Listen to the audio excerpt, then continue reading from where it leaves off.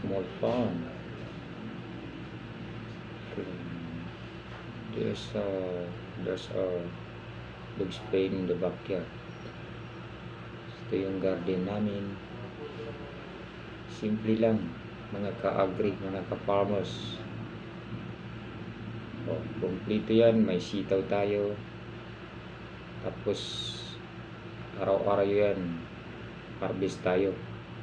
Mga ka-agri, mga ka-farmers. Yan, so ang haba-haba ng mga sitaw natin. So ito yung magandang tanim sa backyard natin, lalo na kung malawak yung lupa natin sa backyard natin. So diba, libre ka na sa ang pang araw-araw na gulay. Yan, nilagay na sa basket. So may mga maisan pa, tapos okra. So marapit na rin mamulaklak ko. Ito na naman, harvest kami ng kamatis. So lalo na ngayon, ang mahal-mahal ng kamatis ngayon.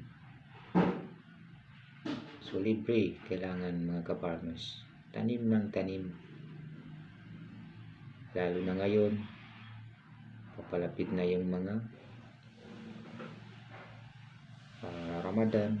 So may aanihin tayo, hindi na tayo makabili sa palengke.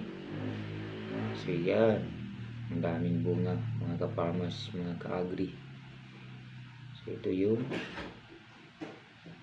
gardening natin sa likod ng bahay. So maganda.